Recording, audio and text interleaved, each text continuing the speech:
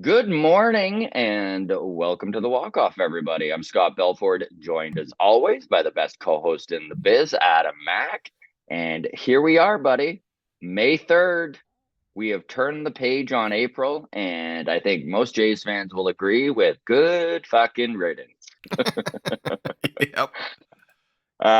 15 and 17 after a really rough start to the season. And I mean, listen, I know perspective is everything. 15 and 17 truly isn't the end of the world. This team is still very much in it, I guess, But man, oh man, watching this team has been a chore. It's been one of the more difficult.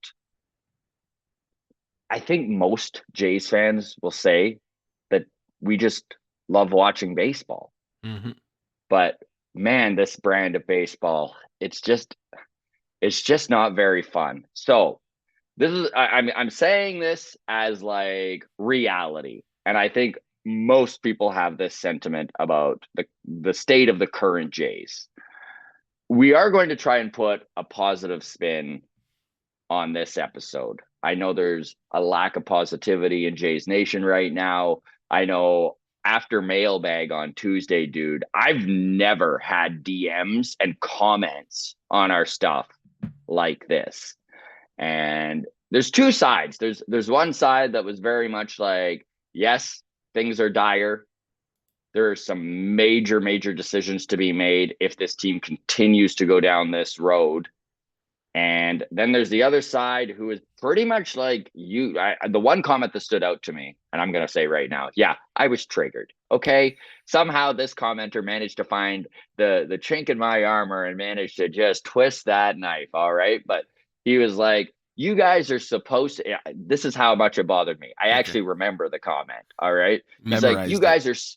you guys are supposed to be fans.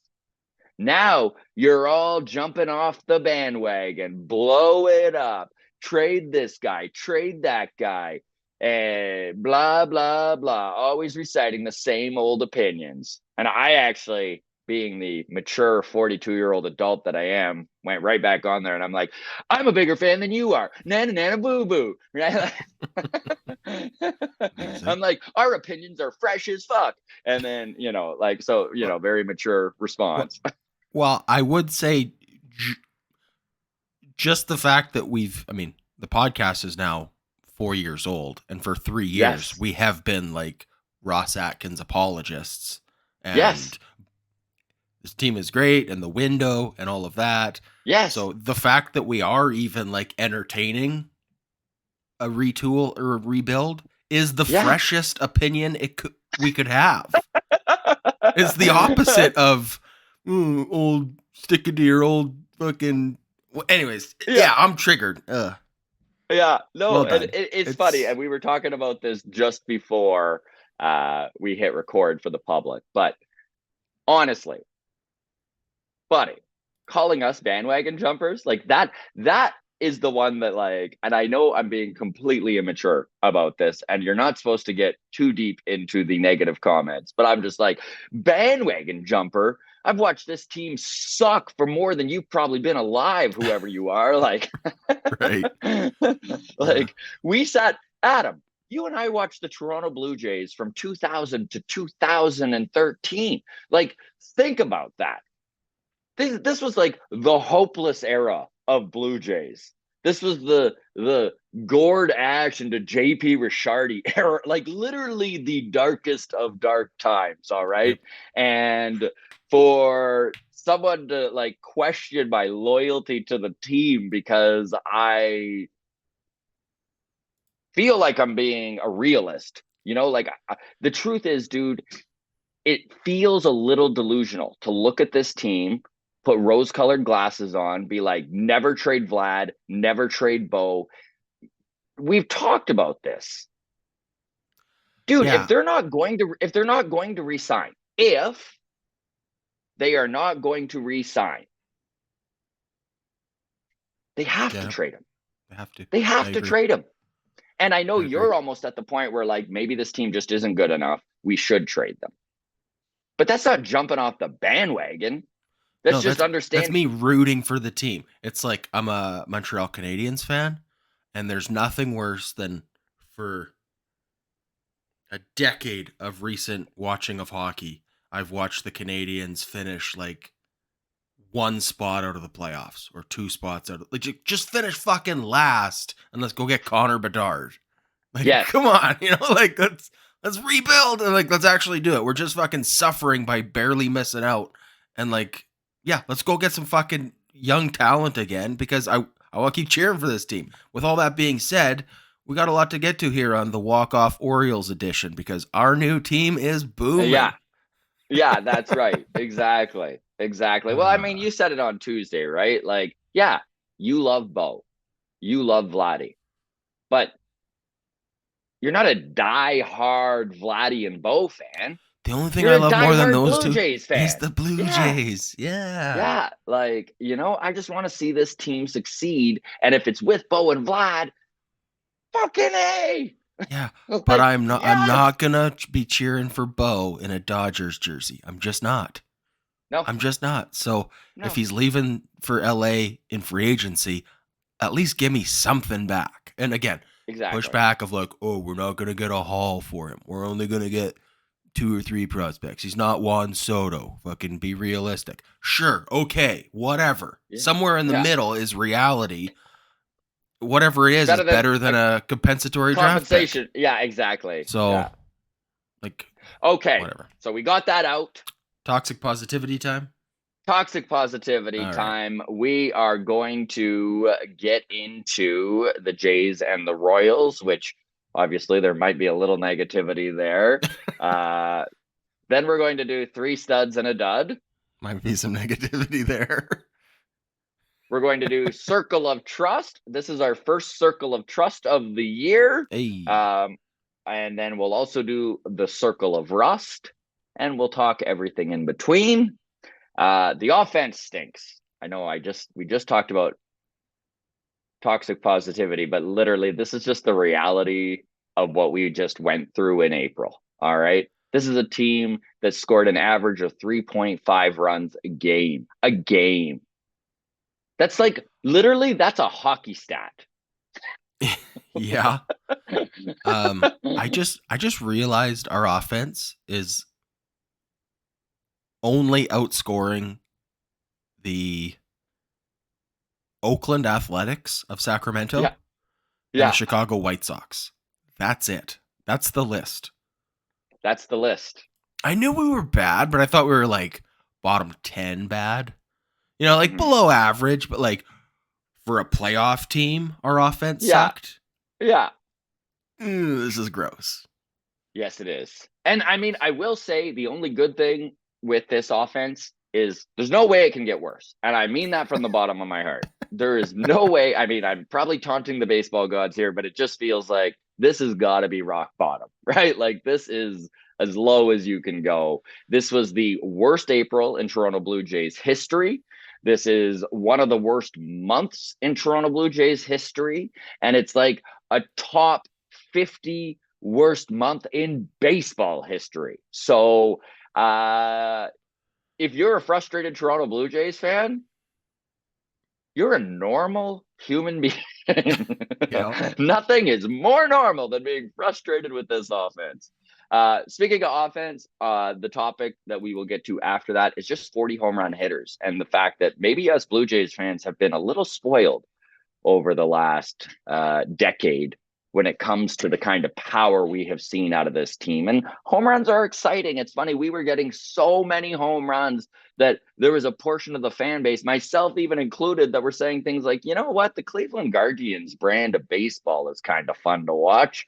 If we were winning a little more, maybe that would be the way to go, right? And now here we are, and I'm like, oh my God, how do Guardians fans deal with this? Like, and then finally, we'll touch on the Blue Jays in the National Series, formerly the Montreal Expos. So there was some really fun Jays Expos series back in the day. They used to do the Canada Day face off, which was always cool. So we'll reminisce a little bit about that and set up that series. And on that, we will get into the Jays and Royals. Lost that series, one win. And I will start with the Tuesday game. I know you didn't watch the Tuesday game, Adam, Mhm. but it was the first game in weeks where I was watching it. And you know that little excitement when a good game is happening, right? You get it like right there, right? Right there. You're like, you're in it. And you feel like they're going to win. And that was the first time I'd felt that like excitement, that fun of watching baseball in so long. Jays won 6-5. It was still a tight game, but they scored 6 runs, and they scored 6 runs for the first time since April 5th, which is makes sense. That's how you score an average of 3.5 runs a game. You don't score over 6 very often, right? That just messes with your numbers. So they have it in them to be an exciting baseball team. But Yep. man, the rest of those games, whew, rest of Well, those games were tough to watch, dude. it's been Um, 25 runs over the last 10 games. That's 2.5 runs a game. And like mhm. you said, that's with a couple of fives and sixes mixed in there. So, So this is me trying my best. This is me scraping the bottom of the barrel to come up with positive points. Okay. So the positive points I had was Tuesday's game was actually a lot of fun to watch. Danny Jansen is swinging it, and he's wearing hand protection. It's a double hey, whammy for Jano. Yes. Protect those hands at all costs, Danny. We need you, man. Like watching a guy with some opposite field power. it, it it feels like a fever dream, kind of. That's how rarely we see it. And Jano hit another dinger on Wednesday, providing the only offense of the day of a 6-1 loss. The other positive I have here, starting pitching has still been very good. All right. Chris Bassett pitched. Honestly, Chris Bassett, you got to feel for the guy on Wednesday. There was a moment where the camera flashes to him on the mound after in the 6th inning after allowing some runs. And he's devastated. He's beside himself because he knows giving up 3 runs, you're pretty much going to lose the probably game there. lost. Like, talk about the pressure and the meat grinder this team is putting this pitching staff through. It feels completely unfair. Yeah, I mean, how like how how much longer can this go? Like, remember I mean, when Alek Manoah struggled last year and we just went with a 4-man pitching rotation? And mhm. then eventually, I think it was Chris Bassett started making comments publicly about like, we got to go get someone. Like, you can't like we can't just keep pitching on short rest all season. Like, this isn't sustainable, right? Like, at what point does a guy like Chris Bassett or Gossman or whoever just be like, we're fucking really good pitchers and you guys are fucking Yeah, killing us here, man. Like, yeah. you should be I able to don't pitch 6 innings, know. give up 3 runs, and be like, all right, not my We're best still in start, but it. like, I Yeah, got a shot. Like, I we're gave my still in team a it. shot. Yeah. You know, one of my worst outings of the year, gave my team a shot. You should be able to say that. And it's not. It's like, no, we're And fucking bringing Nate Pearson because we're just going to save innings now from our good bullpen pitchers. I mean, okay, so number one, back off Nate a little. Nate No. Pearson, Nate Pearson has been very good over the last couple weeks, and he's actually impressed me. We will get into this when we were All right. talking circle of Sure. trust, circle of rust. Sure. Okay. Um, while you're talking pitching and the crunch we're in, Yariel Rodriguez just last week was put on the 15-day IL with tightness in his side. Bad news. Although, if there's any silver lining to this injury, it's that he couldn't have timed it at a better point. Okay, so this is our schedule in the month of May, and off day yesterday, series against the Nationals, off day Monday, 2-game series against the Phillies, off day Thursday, 3-game series against Minnesota, 3-game series against Baltimore, off day Thursday the 16th.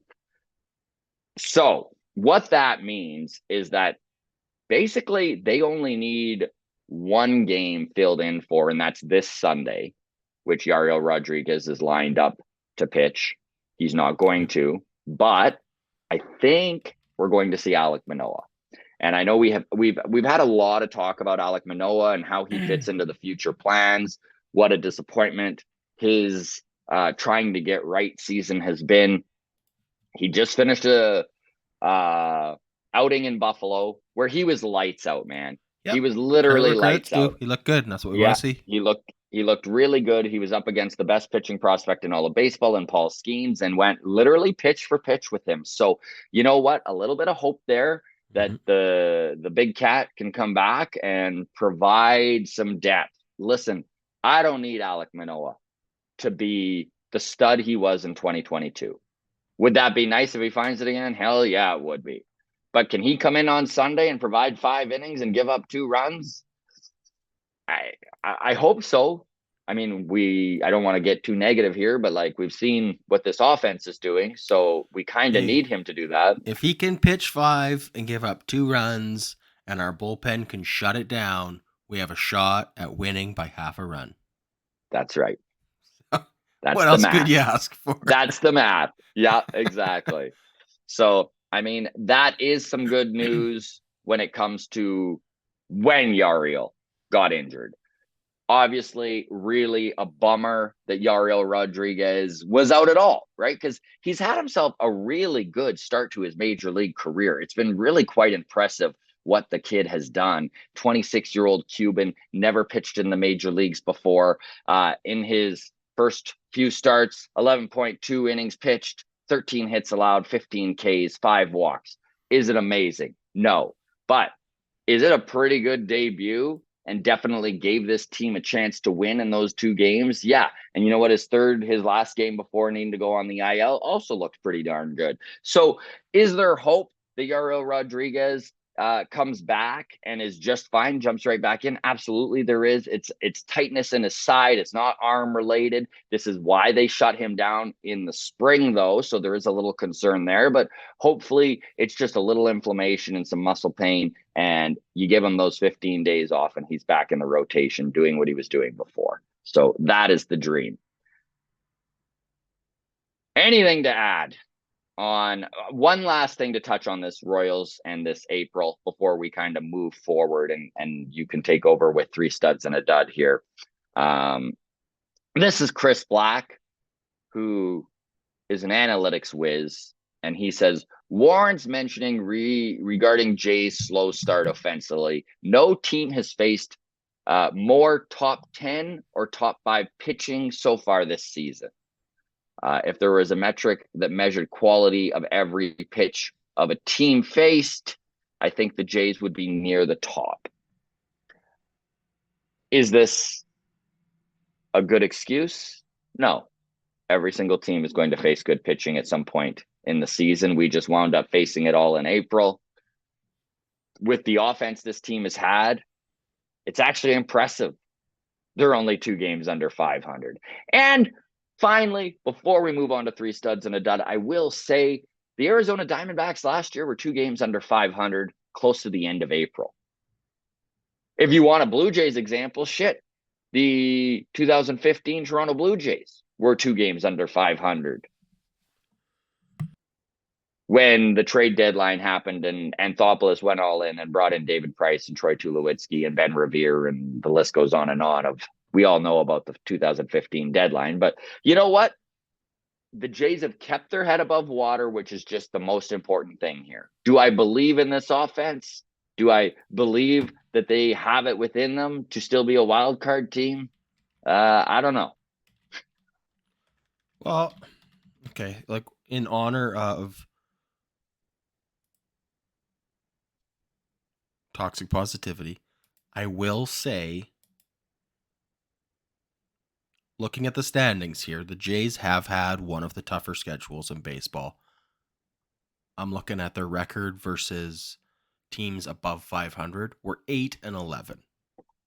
Yeah. Not ideal, but consider we're 32 games into the season, and basically 20 of them, so 2/3, have been against teams over 500. And then you look at the Yankees record. Guess what the Yankees record is against teams over 500? The Yankees are below 500. I think you muted yourself. Sorry, they're splitting, but they're 5-5. Oh, yeah. which means they've only played 10 games against teams above 500. Like Hmm. in 30 games, we've played 2/3 against, Yeah. let's call them good teams, and the Yeah. Yankees have played 2/3 against bad teams.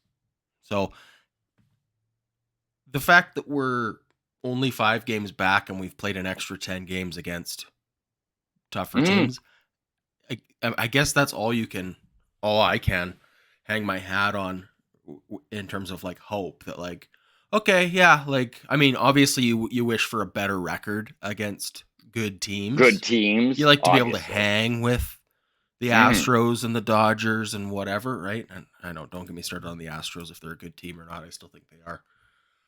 But yeah, maybe when you go, okay, we're like a little under 500 and the Orioles and the Yankees are like almost 10 games over 500. It feels like, oh, they're sure running away with it. But Hmm.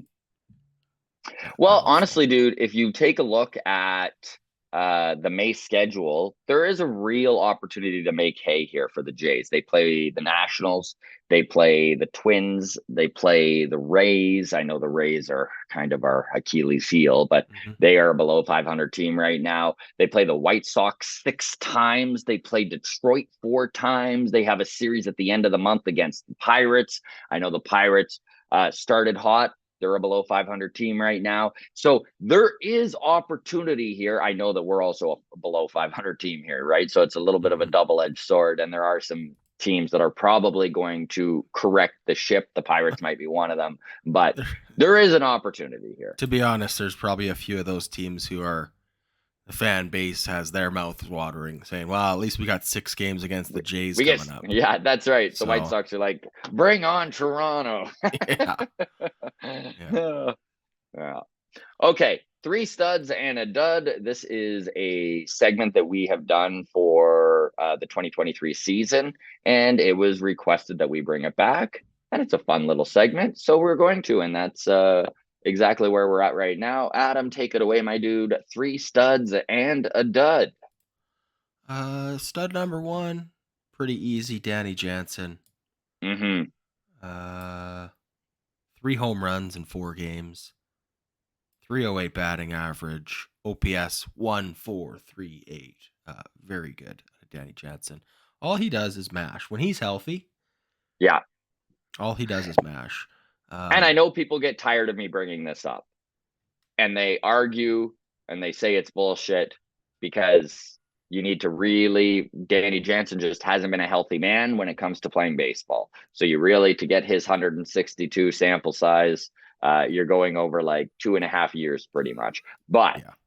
but his power numbers line up pretty close with Marcus Semien and what Semien does. And I know that rubs people the wrong way when I say that, but Danny Jansen can hit.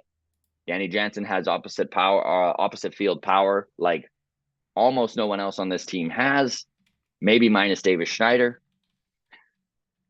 Him in the lineup and healthy every game is going to do wonders for this team. Obviously, he's going to be splitting the time pretty evenly with Alejandro Kirk, who has become the best pitcher in baseball at stealing strikes. He's a framing master. So we've got a defensive stalwart. We've got a guy with power. It's a good mix at catcher. We just need Danny to be able to continue to go out there and take at bats. And thank the Lord above, he's finally gotten the message about protecting that hand. And I love Danny so much because he has this mental block about batting gloves. He just feels he can't hit with them on. So he's had this specially created equipment where he still doesn't need to wear gloves. And I'm all for it. If Vladdy gave you a season this year, or any year, with a 244 batting average, an OPS plus of 131 and 35 home runs, Yes, how would you please. feel about that? I'd feel great. That's what Danny Jansen's given us over the last Yeah. 162 games. I mean, again, literally, as the joke goes, it's taken him 3 seasons to get that far, to get that Yes. many. I mean, this is early in this season, but But 72 you know what, games, Adam? 86 I games, I 10 games. It's I do it's I do think that there is something to even be said about momentum and being able to stay in the game, right? So like, is it possible that there's even more in the tank with Danny if he can just stay on the field long enough for us to see it? Arguments to be made there. Arguments we made there. Yeah, I don't know. It's But I don't need more out of Danny. I just need him in the lineup. You know what I mean? Like, just be healthy. I'll take well, the 35 home runs. I mean that's the. I mean, it's a glass half full, glass half empty way of looking at it, right? Like you can either gripe that Danny Jansen doesn't play enough, or you can at least hang your hat on the fact that when he's in the lineup, he's going to contribute. Yes. At least for the last 4 years, it's been that way. Like And I when mean, he's got a bat in his hand, he's going to swing it. and any offensive production you get out of your catcher is a bonus, right? Totally. Like there's so few teams out there that are getting production from the catching position when it comes to at bats. So the fact that we have a guy on this team who can produce offense like Jano does, I mean, already ahead of the curve. Head of the curve there. Honorable mention this week, by the way, Alejandro Kirk. 2 games, did hit a home run, had a 429 batting average in limited action. So again, not a stud this week, but I Worth do mentioning. ride him pretty hard. And he played as good as you could hope for when he was active. So there you go. Stud number 2, Gary Gossman. I think that was our lone win against the Dodgers. Yes. At the end of that series, 7 innings, 2 earned runs. Gary Gossman is, after a slow start to the season, which we know he had his injury time at the end of spring training, which kind of set his shut down ramp up back. So if this is now he's in mid-season form and we're going to just get 7 innings of 2-run ball for the next 30 starts, I'm thrilled. Yes, please. So yeah, yes, please. 0 walks, 5 strikeouts for Gary Gossman. Very good. Also, stud number 3, Jose Barrios. Didn't get the win, but he did pitch 7 innings, 2 earned runs. Yeah. I mean, if we had to pick a stud for the month of April, it's probably Jose Barrios. Probably Barrios. Yeah. For sure. Also, honorable mention, last one here, some positivity, Davis Schneider. 353 batting average and an OPS of 892. I did not expect him to continue to be a contributing member to this team this year. I thought last year was a little bit of a aberration, and I've been pleasantly surprised by Davis Schneider so far this year. I've been pleasantly surprised that he's forced his way into the lineup most days. You know, like I really did feel like Davis Schneider was going to be a big contributor to this team if given the opportunity, but I was very doubtful that John Schneider was going to full on give that opportunity. And he's kind of forced John's hand a little bit here, where despite whatever the front office and analytics are telling him, you know, they're probably even like, well, analytically, Davis Schneider has to be in this lineup. So good for Davis for pushing and forcing that hand. And totally. I said this at the beginning of the year. I really do believe Davis Schneider is going to hit over 20 home runs this year if he's given the opportunity to play 120 games. So he's kind of on pace for that. Fingers crossed that he continues to put up the numbers he is, because he has been a real godsend to the middle of this lineup, despite the fact no one else seems to be getting on base or doing much production. So, last, I don't want to quite give him honorable mention status, but I do want to acknowledge Vladdy had a good week. Didn't hit any dingers, which is the only thing keeping me from giving him an honorable mention, but he hit 304 this week and a 751 OPS. Like, it's good to see, because we got other guys at the top of the lineup who I would fucking go bananas if they had a 304 batting average with 0 home runs, and we'll get to those. But Vlad, step in the right direction. Wish to see that power return, but it is what it is. Vlad, good offensive week with a 304 batting average. I'll take it. Dud of the week. Bo Bichette Yeah. continues to struggle. Am I worried about him season long? No. I still think he'll end the year like with a close to 300 batting average. Like I bet you he's 290, 295 by the end of the year.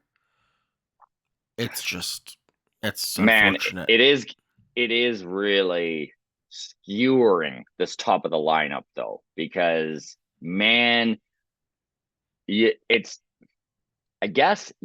the old adage, right? You don't know what you have till it's gone. And that has been Bo Bichette to a T this season. This top of the lineup is a big reason why this team is scoring 3.5 runs a game so far this season. They just haven't been producing. And when you have three black holes at the top of your lineup, it is going to be incredibly difficult to be an offensive team in any sense of the word. So can Bo get right in May? He freaking better.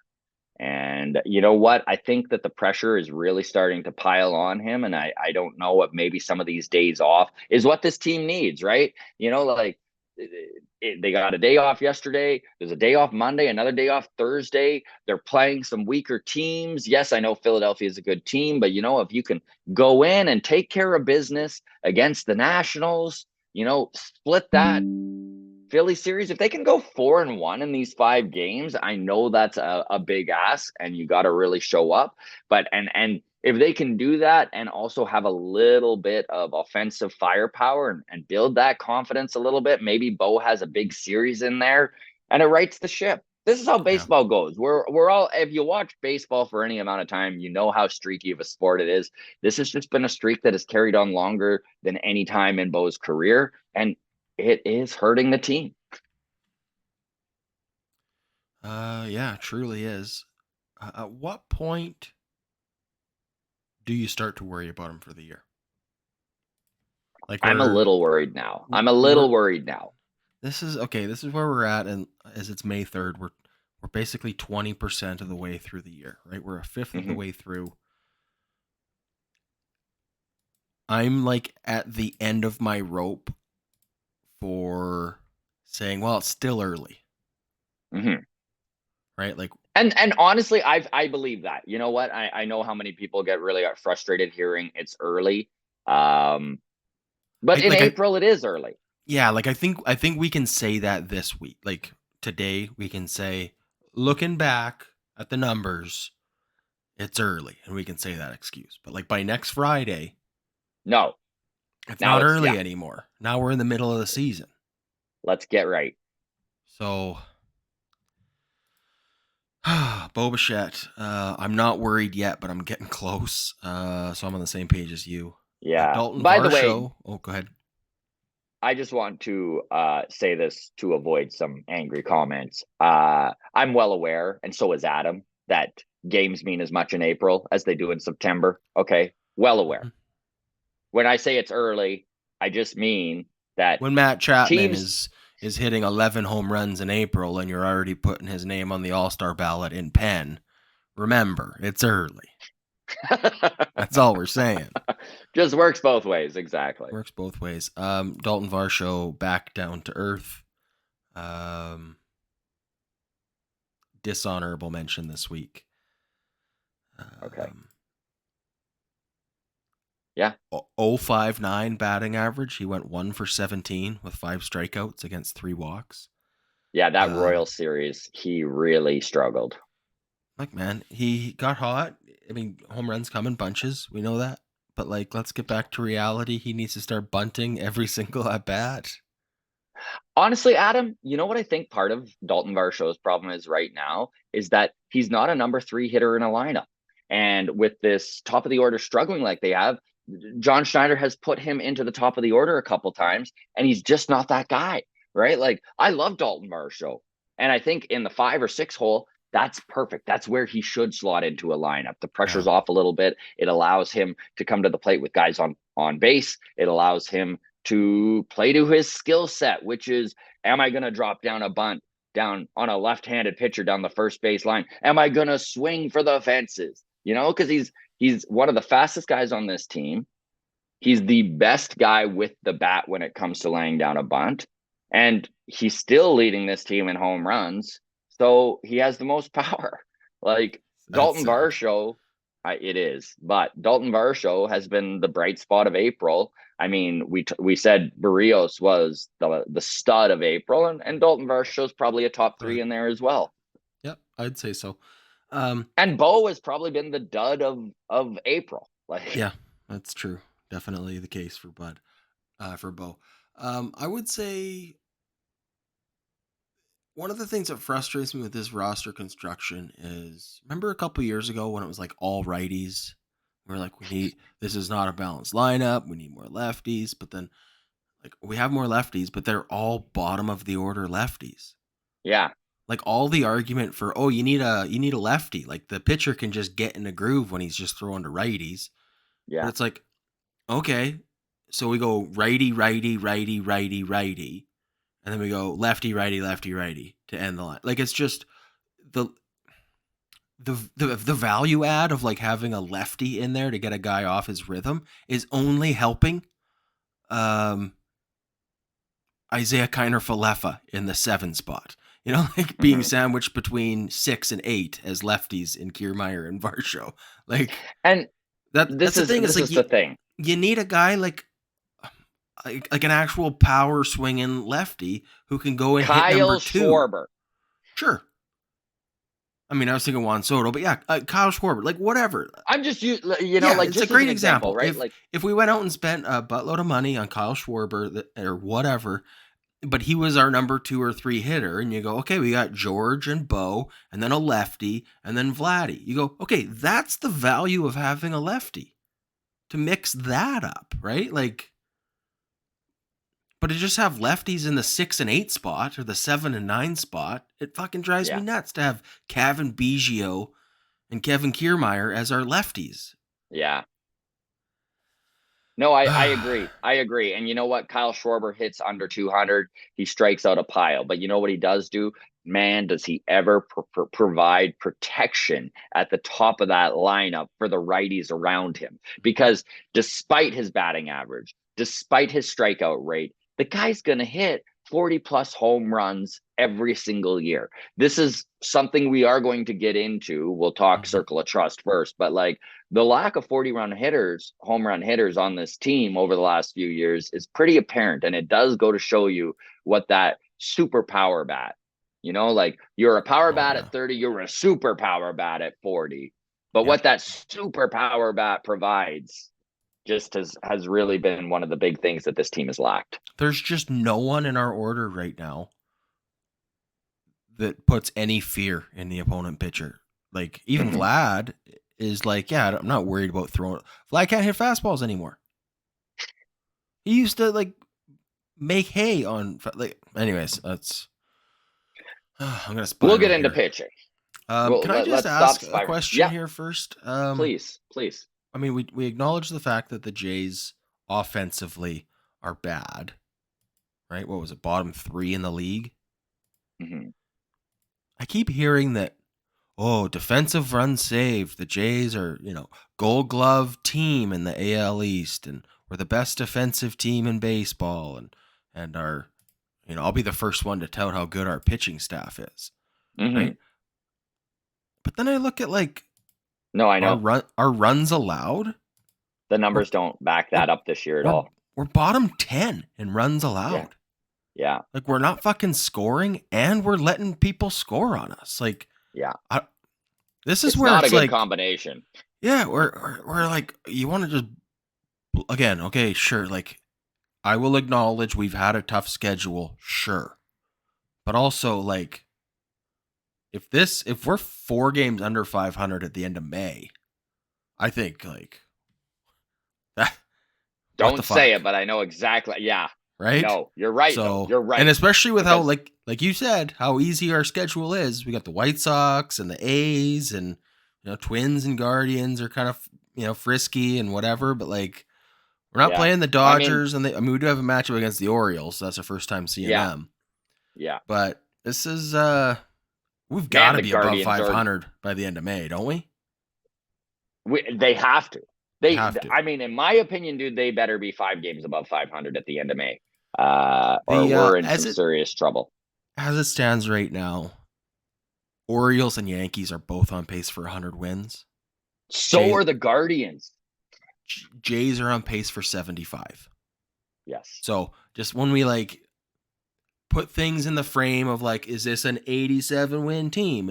Can we get to 90 wins? Like right now, we're talking about changing the pace we're on by 15 wins over the next 130 games. Like that's not like undoable. No, but like we got a fucking long way to go. Astros should be panicking if May isn't good. Jays should be panicking if May isn't good. Yeah. So we're digging a hole. Yeah. Couldn't agree more. And on that, let's get into Circle of Trust. Who in the bullpen do you trust? Because I have 3 guys right now, and I know you're going to hate my last guy, but I've got at number 1, Jimmy Garcia. Pretty tough to argue with what he has done so far. He has a few blemishes, but honestly, I don't even blame Garcia for his blemishes. He's been overworked, and John Schneider hasn't given him every opportunity to succeed. It's not on John Schneider because the rest of the bullpen has kind of put him in an awkward situation. But Jimmy Garcia, number 1, I still believe in Jordan Romano. He is in my circle of trust. Back from injury. He's already picked up a few saves. Jordan Romano is going to be fine. Mm-hmm. We already know who Jordan Romano is. He's Grant Fuhr. All right. And then finally in my circle of trust is Nate Pearson. Now, I wish to bring some numbers up before you get too upset. Now, right now, as we talk, okay, Nate Pearson sits at a 4.09 ERA. However, okay, 3 runs were scored. He pitched on Wednesday. He allowed 3 hits and 3 runs. And his ERA before that game, before May 1st, so in April, he finished with a 1.8 ERA. Now, I know ERA is not the best stat for relievers, but his whip has been 1.55, but before this most recent game. Before his most recent game, it was 1.12. So Nate Pearson has really been a shutdown reliever this season. Does he make me nervous? Yes. Do I remember his past blowups? Tough to forget. But I think he's done enough to, for the most part, feel pretty good when he comes in. He's worked a lot on his slider. He's got those secondary pitches hitting the strike zone for the first time in his career. And he's still got that big 101 mile an hour fastball. So Nate Pearson is in my circle of trust. My circle of rust is going to be Eric Swanson and Tim Mayza. Tim Mayza is getting close to coming out of that circle of rust into I call it the in-betweeners. Tim Mayza has had some decent outings the last few times that he's pitched. There's also been a few times where he's gotten out of some situations where like the ball has gone deep and an extra couple feet and it's a dinger instead of an out. Mm-hmm. But that aside, Tim Mayza is starting to put it together. Eric Swanson's had a rough go to the start of the season. We'll all remember he was shut down early. Came off the injured list with Jordan Romano in the first week of April. And then on top of that, I mean, I can't even imagine dealing with the stress, the anxiety, the frustration of having your little boy in the hospital in the scenario that he had it happen. And great to see Toby Swanson healthy and up and going, and kids are so resilient, but you can't tell me that didn't mentally affect him pretty substantially. So I expect a lot more out of Eric Swanson in May. And then for my list of the in-betweeners, I have Trevor Richards and Genesis Cabrera. I just about had Genesis in circle of trust, but I need a little bit more out of him. That's fair. That's fair. No, I'm I'm surprised Nate Pearson is as low on your list, but when I look at the numbers and I hear what you say, I buy it. Yeah. And I'm surprised that Nate Pearson is as high in your list as you've got him. I think there was like a 4-game stretch in the middle of April there against like the Yankees and the Padres and whatever, where he seemed like he was struggling with control and couldn't hit Yeah. the zone and had quite a few. Like I think against the Padres, one outing he had like 3 walks.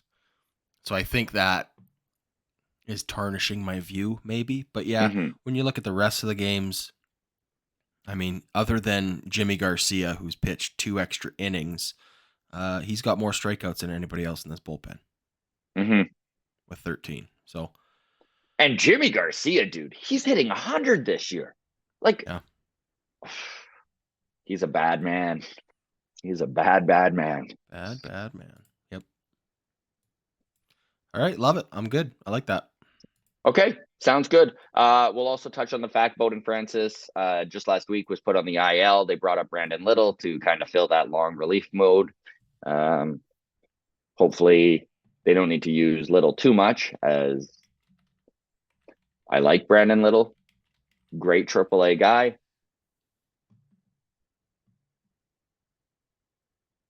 We'll leave it at that. Fair And then enough. finally, the corresponding move when they put Yariel on the IL was bringing Zach Pop up. We'll see how that goes. We all know Zach Pop, Canadian kid. We know what he does. And we just fingers crossed that he looks a lot more like he did at the beginning of last season than he did after his injury, where he just really couldn't find the strike zone again and was struggling with control. All right. We will move on to the fact that this offense has been historically bad for the Blue Jays in April. So I will read this. We're not going to spend too much time on this because we have been, I feel like we've been moderately positive here, turning the page on April and having some hope for May. We're playing some weaker teams. There's chance to make hay. Things are looking rosier, but we will touch on April here one last time.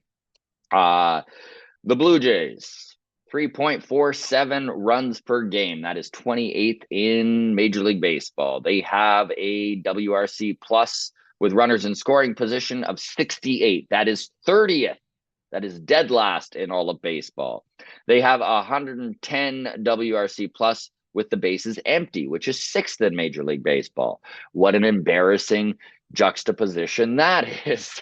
When there's zero pressure and nothing to think about, the Jays are actually pretty good. If there's any positive to take from that, it does show they can do it.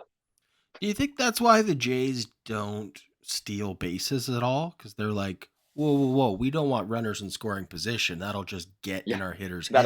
that'll yeah. Leave them on stay. first. Yeah. This team doesn't steal, by the way. That was one thing I was looking at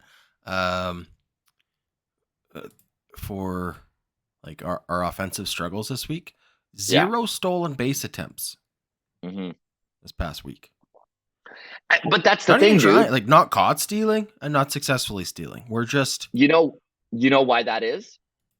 why? Dalton Varsho, Kevin Biggio have been ice cold the last week, and they're our biggest base stealing threats. So, I mean, Ernie Clement hasn't played as much. He's another guy with some wheels, but I mean, if he's not in the lineup, how do you get on base? Yeah, stolen bases. And I mean, we went through this last year, right, buddy? Where we were like, they were so bad on the base path, we were almost begging to just like play station to station, please stop running. So I don't know. Maybe it's not a bad thing. They overall, so it doesn't matter. Runners on, runners off, however it is, the full WRC plus 96, and they're 18th in all of baseball. So this is a lineup that is grossly underperformed. Can they improve on that? You would hope so. I mean, if they don't improve on this team, and we might get nasty messages for this, but this team's going to have to sell at the deadline. Like if this is a 75-win team, this team sells at the trade deadline. This is me being a bandwagon jumper or like, it's just reality. if Bo and Vlad aren't going to resign, and this team is a 75-win team, they're selling at the deadline. Okay, I have 2 points on that. First of all, we have the 7th worst run differential in baseball. Like, we're with the White Sox and the Rockies and the Athletics. That's the category we're in. Mm-hmm. Like we just got to stop being delusional Yeah. about this team. Like, I think there is like some fans and like, okay, you're not a bandwagon fan. I get it. But like, if you think that like the romance of Bo and Vlad in 2021 is like still here with this team, like I'm jealous of you. That must be a nice Yeah. world to live in, but it's not Yeah. reality because No. and like whatever, Bo and Vlad might turn it around and like sure and whatever, and I'm hoping for that. But Yeah, of also course. it's like just this what this team is actually producing is not good. And my second note is when it comes to the like if Bo and Vlad sign or if we're able to sign them. Here's my concern with even doing that. And this is like where I'm going to throw some shit on Ross Atkins. Hasn't been able to build a good team while he's had the best version of Bo and Vlad for basically free. Yeah. Hasn't been able to build a good team or a good enough team around them. So when he's got a $400 million anchor financially on those two, how good of a team do I think that he can build when he doesn't have the financial flexibility Yeah. to go No, spend on Gossman and to go spend on Springer and like what's this team going to look like? I don't know because the farm system's also pretty shallow right now. it is. So Now, I mean, there are some bright spots. Aroldis Martinez is putting up major power and yep. hitting around 300 in Buffalo. And I mean, he is 22. And the worst part about Aroldis Martinez is that his defense just straight up isn't major league ready. It just straight up is not a major league caliber defender yet. His bat plays. And this is one thing that I touched on really quickly, and we'll say it again. If for some crazy reason Vladimir Guerrero Jr. is not a part of the future for this team, maybe you move Aroldis to first. Yeah, like, sure. Yeah. I'm not opposed to it. Like, yeah. It's, we don't need another second baseman in this team. Don't need another second baseman. I will say this for Elvis though, is this 2024 team, I think, is proving that like all the defensive runs saved metrics and stuff are kind of fucking bullshit because it doesn't matter. Like, give me fucking Kyle Schwarber in right field over Kevin Kiermaier. Like, I just want a guy who can hit 40 home runs and is maybe a liability defensively. Like we don't need to be so extreme, I think, is what a lot of this is too. Like, the Jays were so offensively minded. And I mean, we all remember 2021. Good Lord, the defensive gaffes were tough to take at times. And there were bonehead moves all over the field. And then they swung so far the other way. And it worked last year. Like, it did work last year. They won the Gold Glove for the team. There were a bunch of different Gold Glove candidates and winners. Where did it get us? Got us 89 wins and being swept in the wild card by the Twins, who were then dealt their own sweep the next series, right? So I don't know, man. I sure would love to see a happy medium. I think Dalton Varsho in center field would have been a great play where you're kind of bringing. I know there's all these rumors that like Teoscar came out and said the Jays came out and even said to him, "Don't forget about us," and they just couldn't come to the deal that Teoscar wanted. I don't know what the solution is here outside of you look at the way baseball has always operated, and you have a power hitter at third, you have a power hitter at first, and your corner outfielders hit for power, or at least are offensive players. That just hasn't been the case. Okay, speaking of power, I think this is the perfect transition into 40 home runs. Man, it has been since 2021 that this team has had a 40 home run hitter. Of course, they had 2 that year with Marcus Semien breaking the record for most home runs by a second baseman in all of Major League Baseball, banging out. I think it was 45 that year. I need to double check. 48 for Vladdy. He led the league in home runs, tied with Sal Perez that year. Second in MVP voting. We all know about Vladimir Guerrero Jr.'s 2021.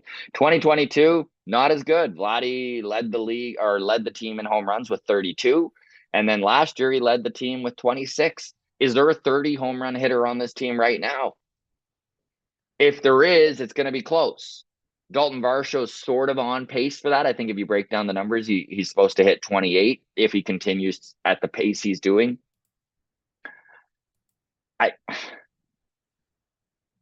This team had so much power over the last 10 years. I mean, we all remember Edwin, Jose, and Josh in the middle of this 2, 3, 4. And I think in 2015, Edwin hit 39, Jose hit 44, and Josh hit 42, right? Like, I know Edwin didn't quite hit 40. He hit 40 the next year, but like, you start grading it out there. We had 3 40 home run hitters. Even when Vlad hit 48, everyone talks about the minor league parks. It was a mirage. Well, I've said this before. I mean, look at the numbers. It wasn't a mirage. Even if you take 8 of those home runs off, saying it's a minor league park. But if you just look at the distance he hit these home runs, for the most part, they were home runs. Yeah, there's some where you can scratch them off. So let's scratch off 8. He's still a 40 home run hitter, right? Yep. Will he ever do it again? I don't know. I can't remember anyone being more in his own head than Vladimir Guerrero Jr. is, or that's my guess what it is. I think if anyone knew what the problem with Vladdy was, it would already be on the track of being fixed.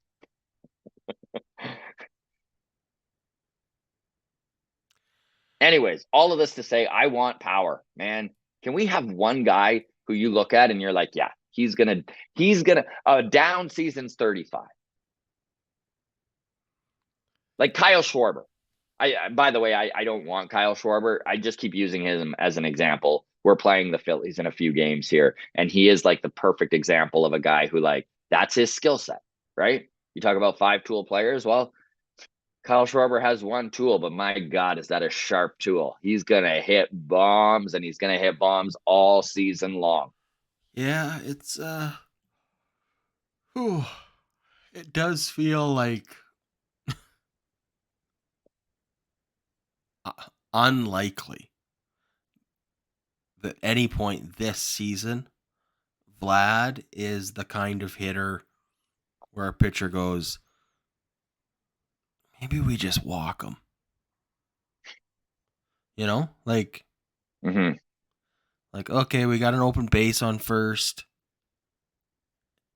and I'd rather pitch to Dalton Varsho. Maybe let's put Vlad on base. Like, I just don't think Vlad at any point this season is going to be that threatening. Like, especially with Justin Turner hitting like he has, hitting behind him. Like, why are you walking Vlad to get to the one guy hitting? Like, right.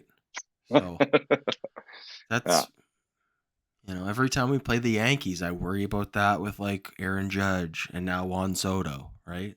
Like, I haven't really ever felt that way about Stanton, and maybe I should. I'm just not a believer in Stanton, but not anymore. Anyways, he was an incredible talent when he played for the Marlins and the first couple of years with the Yankees, but he can't stay healthy. He's slow as all get out. Even he's behind when Aaron Judge most fastballs. Is slumping and having a bad run, I still feel like scared. Oh, it's the 9th inning and we're up 1 and there's a runner on base and now fucking Aaron Judge is coming up. Like, Jesus Christ. And I used to feel that way about Vlad. We're like, okay, we're down 3, but we got the top of the order coming up. Like, if Springer and Bo can get on, and then we got fucking Vladdy. Like, this is what I dreamt about as a kid, was moments like this, right? And just hasn't been that way. It's too bad. All right, buddy. Let's wrap this up with just touching on this series that the Jays are going into today. Just a reminder to everybody that today's game is on Apple TV. Gross. Yeah. So a little tougher to watch for most. First game, Yusei Kikuchi versus Patrick Corbin. Still the albatross contract on that Washington Nationals. He's the only one really making money there. Kevin Gausman lines up against Jake Irvin tomorrow afternoon. And then on Sunday, versus Mackenzie Gore. But my guess is Alek Manoah is going to get the call. So we'll see how that goes. Washington Nationals, formerly the Montreal Expos. So I wanted to ask you, the grounds crew, who was your favorite Montreal Expo when they were still in Montreal? I know that they had some pretty incredible players come through Montreal. Dennis Martinez with his perfect game, Pedro Martinez, Randy Johnson, Vladimir Guerrero, Larry Walker, Hall of Famer. You know, like the Montreal Expos had some incredible players, Moises Alou. So please drop in the comments. We're going to do a little segment on Mailbag about everybody's favorite Montreal Expo. I know that when the Jays and the Expos, they first broke down the barrier and started interleague play, it was a very exciting time for Canadians, and they'd always line up that Jays versus the Expos series on Canada Day, which was always a ton of fun. And I remember as a kid just being so excited for the Canada Day series. So let's reminisce on Mailbag about it. Feel free to drop in the comments your favorite Montreal Expo, and we'll dig in. This is going Anthony Telford. Anthony Telford, perhaps. So my favorite Montreal Expo, and I would be shocked if anyone else had this as their pick, but Mike Lansing, former second baseman for them. There was just something about the way the guy played the game as an 11-year-old. I loved Mike Lansing. So feel free to, again, drop in the comments who your favorite Expo was. Did you have a favorite Expo? Yeah, it's Vlad Sr. Yeah. Tough not to be. Yeah. Awesome. All right. Sorry, this just reminds me of one of my favorite stories of Vlad Sr. of all time. It was Roy Halladay's Canadian Baseball Hall of Fame induction. And he talked about pitching to Vlad Sr. and the strategy was to just, what was it? I fucking forget it. Why did I forget it? It's something like this. The plan for getting him out was walk him and then throw him out at first. But the hard part was throwing him four balls he wouldn't swing at. Something along those lines. I might be butchering that. That's great. So, yeah, that's great. Yeah, I love that. It's like the A&W commercial from a couple of years ago when Vladdy's at the plate, and there's one that the A&W guy is throwing it, right? And it like bounces, and Vladdy's like, throw a strike. And then his dad's like, I would have swung at that. Yeah, I've hit a home run off of one of those pitches a couple times. Yeah. So yeah, Vlad Senior is an absolute stud. So there you go. Wasn't he? Expos. Yeah, cool Hall team. of Famer. Yeah, very much so. Missed the Expos.